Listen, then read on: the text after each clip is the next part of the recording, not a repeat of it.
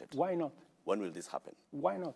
You know, we have, in fact, we already have a bill in Parliament, yeah, for purposes of placing on record any borrowing that is done by the government of Kenya.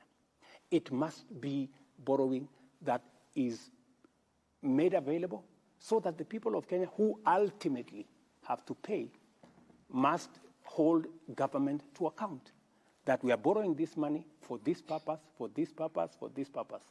I have explained in this budget the 630 billion which we have to borrow beyond our taxes.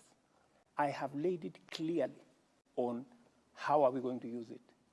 Where is it going to go? It is not going to go to recurrent budget. It is not going to pay debts. It is going to be invested in production, in making sure that we have fertilizer for our farmers. We have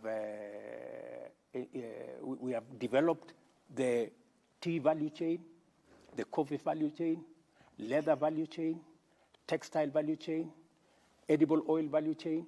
And if you look at the budget, we have clearly isolated, including making sure that we begin the journey to bring our manufacturing as a percentage of GDP, which went down from 9 to 7, in the next 5 years, I want it to be at 15%.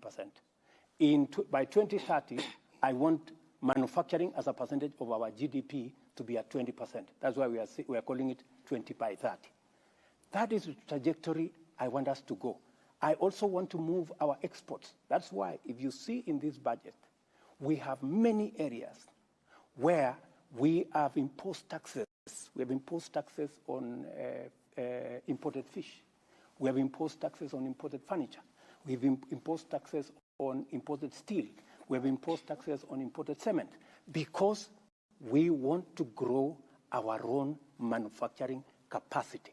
Because by growing our own manufacturing capacity, we create jobs, we create opportunities for work, and we build our own manufacturing capacity using our own products. So I have, with clarity, I can explain where we are going to put every cent.